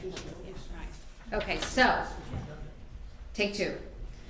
It's an amendment to formally request the Board of Supervisors to appropriate 20 acres of property at the county park in Morristown for a new elementary and specify where that 20 acres would be located.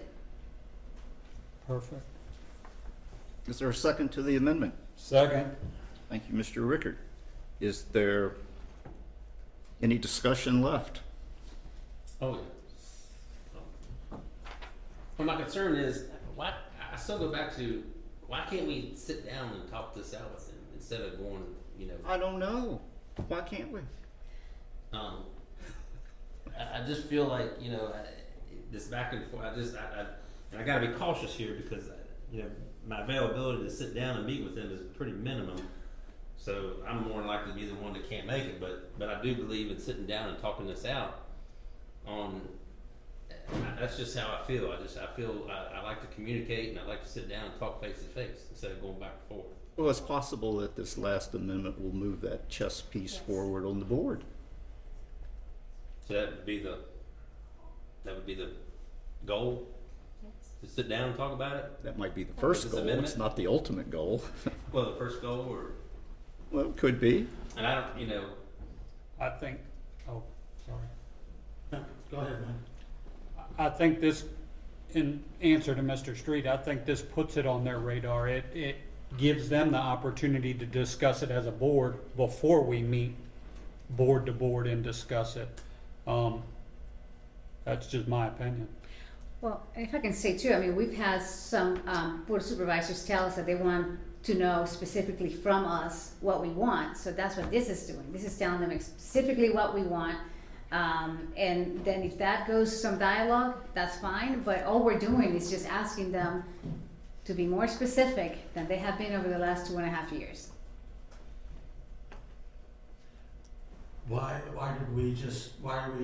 Did we vote on a feasibility study though?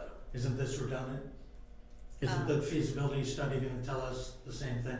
Not necessarily, because like you said, if they're not appropriating this and that feasibility study is not gonna happen at this particular property, I just don't see what's wrong with just telling them specifically what we want, when they have been asking us, and we've had some board supervisors say publicly that they wanted to know exactly what we want, that they wanted specific as to what we wanted. So that's what we're doing here. We're telling them specifically what we want.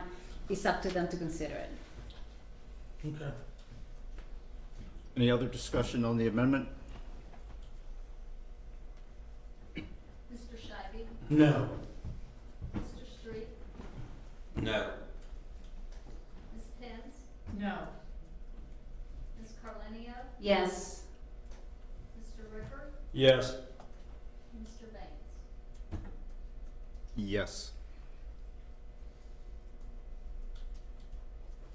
The amendment fails because it did not register a majority vote.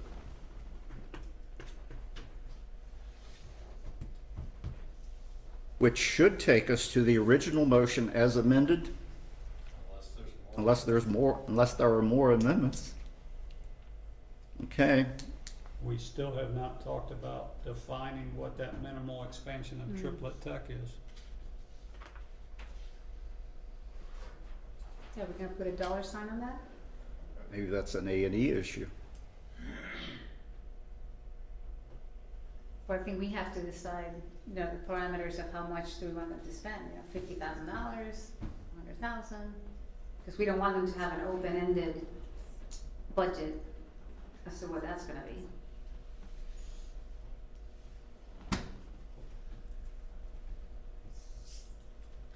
Well,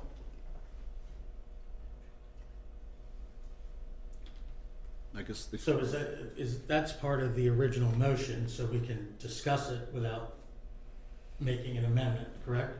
Yeah, as long as you're not changing your motion, Okay. as long as the intent is not to change your motion. So we need to define what minimal expansion is, right?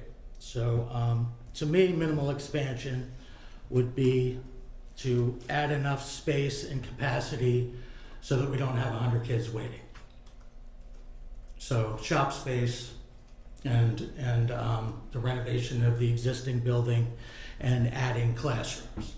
Because although I have agreed that we will be doing something in Woodstock, that's a satellite. That is not a new CTE facility up there, in my mind.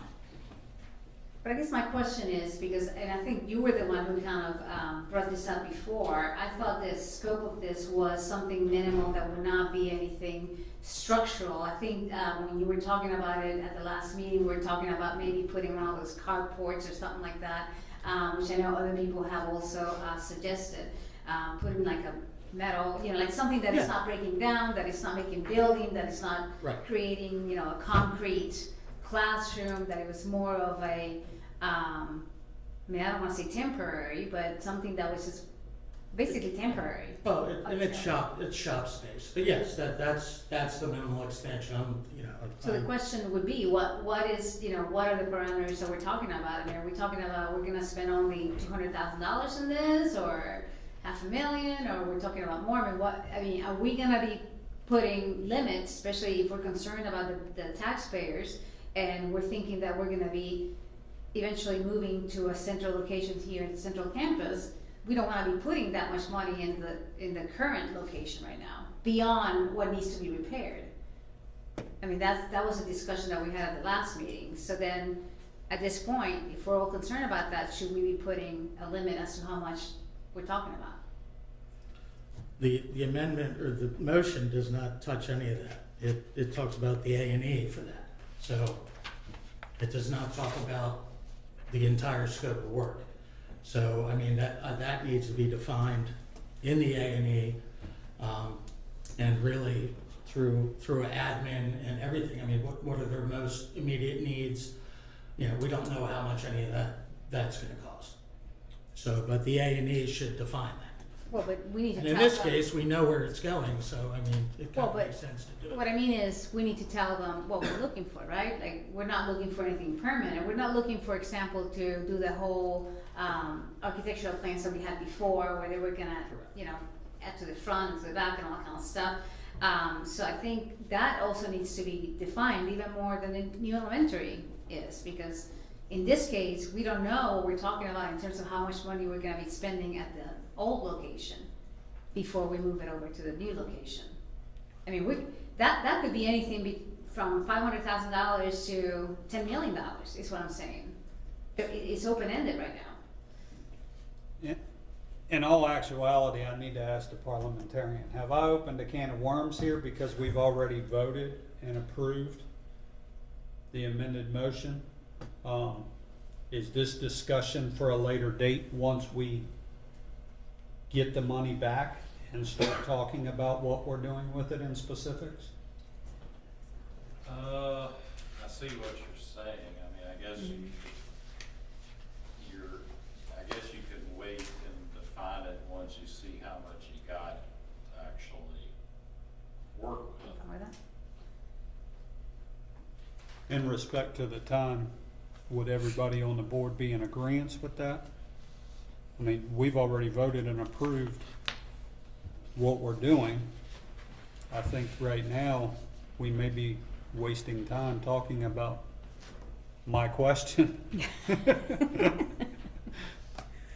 I mean, we just have to remember then that we're gonna do that we're gonna put parameters on that, because right now it's not defined.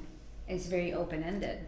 And I don't want anybody to think that, you know, that this means we're gonna create a whole new building in the current triplet and then move it to the central, so that's, you know, waste of money. No, I kind of agree with Mr. Rickert there that, you know, we don't know how much money we'll get back out of this, so it probably would be wise to see what the board does let us have and what, I don't know if there's any comments come along with it, but before we get too detailed what to do with it, when we don't know how much we have. Right. But we are asking for the whole 5.4. We're not scaling it back to what we think it would really give us. So, correct? Correct. Mm-hmm. So I would like to withdraw my question, Chairman. Okay, it's withdrawn. Correct me if I'm wrong, Mr. Parliamentarian, but now we're ready to vote on the main motion as amended twice, which would include reference to a feasibility study and $200,000 for diesel fuel. And the amendment regarding land was defeated because it didn't net a majority. Is that correct? That is correct. Any other discussion?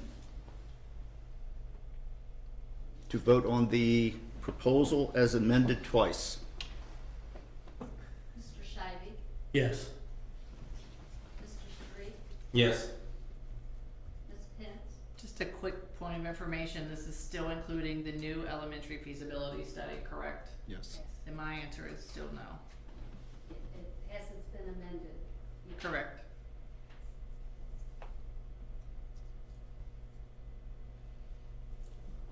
She said no.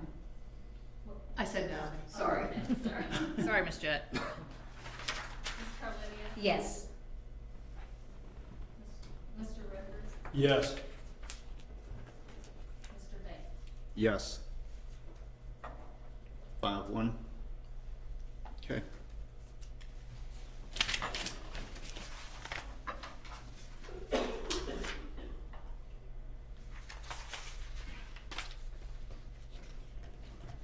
.5 approval of request to increase the fiscal year budget 2026 as alluded to by Ms. Campbell's discussion earlier. I move to approve the request to increase the fiscal year 2026 budget as presented. Thank you, Mr. Street. Is there a second? Second. And a second by Mr. Rickard. Any discussion on this? Let's do the roll call. This is money. Mr. Scheibe? Yes. Mr. Street? Yes. Ms. Carlinio? Yes. Ms. Kent? Yes. Mr. Rickard? Yes. Mr. Bain? Yes. 6-0. Item 6, Dr. Shepherd. Thank you. Peter Muhlenberg Middle School is our next, the next of our spring plays and musicals. They are performing Matilda Junior this week, so I hope to see school board members at the musicals Friday at 7 and Saturday at 7. Congratulations to Central High School junior Derek Baptiste Lugo, who was named the VHSL Boys Basketball Class 2 State Player of the Year. Derek had an outstanding season on the court, helping to lead the Falcons to the state championship game for the first time since 1980.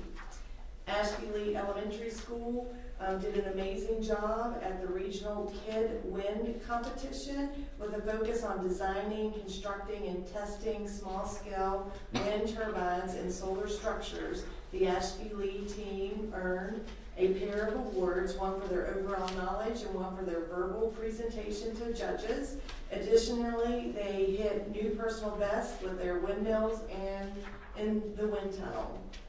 Sandy Hook Elementary School held their annual science fair in which a couple of our school board members were judges. Our students once again showed off their talents with a variety of unique and creative projects. Congratulations to Adeline King, whose project, "What is the best type of insulation for keeping your house warm?" earned first place in the fourth grade category, and to Ariana Schmitzu, whose project, "The Effect of Earthquakes on Building Structures," earned first place in the 5th grade category. Central High School's Anna Rittenauer won the Senior Prepared Public Speaking Contest at the recent Northern Area Rally and is advancing to the state competition.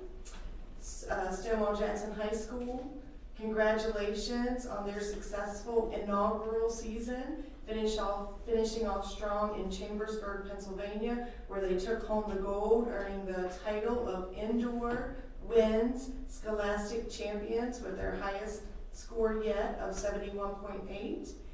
Also, Central High School's Parliamentary Procedure Team earned a silver ranking in the recent state Parliamentary Procedure Contest. They practiced here in the school board room at one point, and they did a fantastic job. The members of that team were Haley Waybright, Abby Thomas, Natalie Lambert, Max Rawls, Shaylee Tusing, and Grace Bushong. And Mr. Bowman, they would give you a run for your money. Very good. That is all I have. I'm happy to try to answer any questions. Hearing, well, one question. Where do we stand with the trailers at Sandy Hook? Any? Mr. Hensley, do you know where we stand with the modular units at Sandy Hook Elementary School? The last I heard is that they were putting in the fire alarm, life safety equipment, and waiting on electrical. Yep. Is that correct? Yes, and then working with Convergent on communication systems. And working on communication systems. So it might be the first day of the new school year before they're operational, is Yes. what I'm Yes, interpreting. we are about 6 weeks out to the end of school. Well, I think that's what Mr. Farmer told me in a text message earlier. So. Oh, board member comments. Mr. Street, I'll let you lead off today. First? Oh, okay. Well, to begin with, we got any gifts or anything in here or something? Because I think Mr. Ashley probably deserves something to stick it out. I mean, I tell you, what a trooper. Would you like a nice American flag put in your house? We're gonna have to buy you a car. I want to thank, well, first of all, I just want to comment. I just felt obligated to look into something. There was a comment made the last monthly meeting about not being safe on our school bus for our elementary kids. And, I felt obligated to look into that after that statement being made. And I am glad to, after looking into it, to be able to say that actually by data, that our number of incidents have actually declined in the past 3 years due to the jobs administrators working with the bus drivers and handling it. So after looking into it, there are very few situations that have happened, and the ones that have happened, they've been dealt with. So, and just like in our schools, the situations, it is possible for situations to happen, but they are handled and dealt with. But anyway, bottom line is, I feel confident in that our school buses are safe for the kids to ride on. The other thing, I just want to thank the administrators. We have some projects like we've been talking about that we're passing and going forward with, and I'm a person, I like to see things happen. I like to see things stay on course. So I want to thank the administrators for making that happen and meeting with people and the bidders and see if these projects, get done. And thank you definitely to all the teachers for everything you all do in the classroom. So that's about all I have. Thank you, sir. Mr. Shabby? Thank you, Mr. Chairman. First, and as always, I'm going to thank our teachers, our staff, our administration, our bus drivers. 6 weeks, 6 more weeks. So then all you elementary school parents out there like me, so get ready for the bedlam that your kids being at home will bring. So I certainly am thankful for our teachers. As we move forward, with continuing with working with the Board of Supervisors to find our way forward with all of these capital improvement matters and maintenance, construction, all that. We're moving we're moving more than it has in a long time. But I want to follow up that I did ask Mr.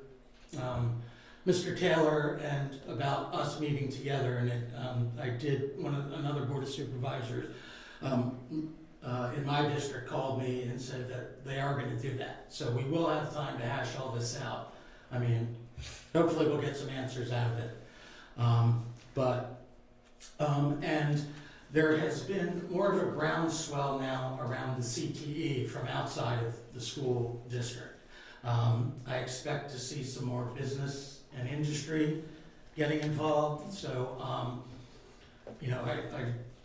wonder if it wouldn't make sense to, start to separate them a little bit, because there's a lot of talk of public-private partnership, and I believe that finally and hopefully that may come to fruition.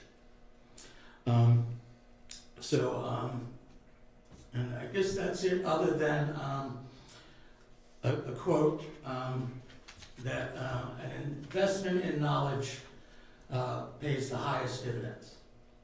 And that's, Silence Do Good or Benjamin Franklin.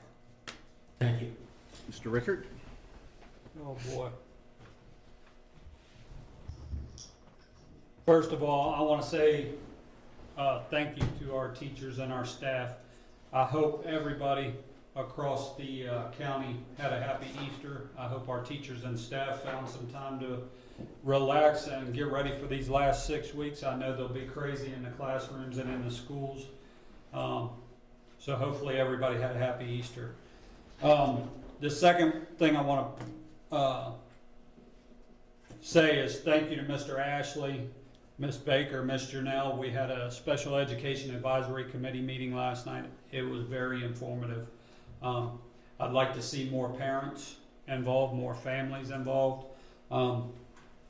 Mr. Ashley, since you're still here, I'm trying to get the message out. Thank you. There is a day of fishing for kids 6 and older with special needs down in Newmarket. If you could spread the word, and anybody here on the board that has social media, it is on my school board Facebook page. If you could please add it to yours, share the information, get the word out. It's on May the 23rd. The website, if anybody's still watching and wants to sign their kids up, is cashforkids.org. It's a full day of fishing. Every kid leaves there with a full set of fishing gear. They have a free lunch. It's all free for the kids. So it's a great day. So if we can get that word out, we could really make a difference in the kids in our classrooms. The last thing I've got is when the word got out about the tour of the new CTE facility in Culpeper, the first thing I started hearing about was, when are we going to have a tour of a new elementary school? Unfortunately, due to a doctor's appointment, I'm going to be unable to make the tour of the CTE facility, so I'm dependent on whoever from the board is going to make it for information. But Dr. Shepard, if you could see if there's been any new elementary schools that have been built in the area recently, if we could look into those as well. That's all I've got. Thank you to all the teachers and staff. I hope the next 6 weeks go smoothly. And I hope you guys are looking forward to a great summer. Thank you all once again. I knew it was me. I figured out your scheme. What's the scheme? Alphabetical order backwards. Wait till next time. I didn't even cheat and look at your list. I was like, Street, Shivey, Ricker. I'm just going to be really brief. Our decisions that we make up here, it depends on the partnership with the Board of Supervisors. And so the conversations and comments that we hear from the public and their thoughts, those need to continue there as well. So I want to encourage the public to attend the next Board of Supervisors meeting, which are on April 14th at 4 p.m. And then again, there's another opportunity on April 28th at 7 p.m. And that's really all I have. Ms. Carlinia? I guess I'm it. I don't have a whole lot to say. I did want to say, welcome back everybody from spring break, and I hope everybody had a great Easter. I did like what Mr. Scheibe was saying about the private sector cooperation for triplet, because this is something I've been talking about since I first got here. I mean, we see that in other school districts where a lot of corporations actually give money to the CTE because they're eventually going to benefit from that. We see that in Loudoun County. We see it in a lot of other places where we can get some of that fund, and I'm glad that somebody's finally looking into that because that could really help pay for some of these projects that we're talking about. I don't have my calendar with me, but I know our personnel committee meetings are coming up towards the end of April, and then May. We're going to be at each one of the campuses, so we invite and encourage every staff and teacher from those campuses to come over and talk to us. It's always a great eye-opening experience for us. Mr. Ricker and I are going to be there, and I think Dr. Shepard is going to be there, and that's it. It's not going to be a lot of administration in there. It's just going to be us having a good hearing and listening tour of our campuses. And one of the things that we keep having over and over again is, I know there's a lot of people who have concerns about retaliation in our schools. It's something that is kind of sticky and difficult to deal with, but I can let you know that I am working on a policy with our attorney. The school board attorney has offered to help us with that, so hopefully we'll be working on that for May. So that's why we didn't see it at this meeting. Other than that, thank you all for everything. Have a great night and a great next month. Mr. Chairman? Sir? I forgot one thing. I just was asking permission to say something before you, I know you like to close up. Out of backwards alphabetical order now. Way to go. Oh. There goes my scheme, huh? You want to go now? Yeah, I just want to mention one thing I forgot, that's okay. You're up to bat. I just want to officially thank Sheriff Carter. We had a meeting today, and but I do want to thank Sheriff Carter for making it possible to making an intersection that, being proactive down at, on Route 11 there in the southern campus with our school buses. So I just want to officially thank Sheriff Carter for working with us and making that intersection a lot safer for our school buses. That's all. When I read the article in the Northern Virginia Daily dated April the 8th, but it covered the budget hearing by the Board of Supervisors, there's one paragraph here I think is fitting for as things turned out this evening. Quote, elementary school overcrowding has been an issue in Shenandoah County for the past 30 years. We need to build a new school to actually address this issue. And it reminded me that I've only been here a year and a half. Correct me if I'm wrong. Some of you have better memories than I do. But no one has stood at that microphone and said, don't build an elementary school. No one. Now, there was a gentleman here a couple of meetings ago who cautioned us about using the parkland, but he acknowledged schools are overcrowded. And then we come to item 5.4 on this evening's agenda, which was asking for 100% of the $5.4 million to be returned to the Shenandoah County Public Schools. Not $3 million, not 50%, all of it. Look at him, he's over there typing. All of it, that's fine, that's why I said that. Because to return less is to punish, as I said previously, is to punish the schools for good financial management.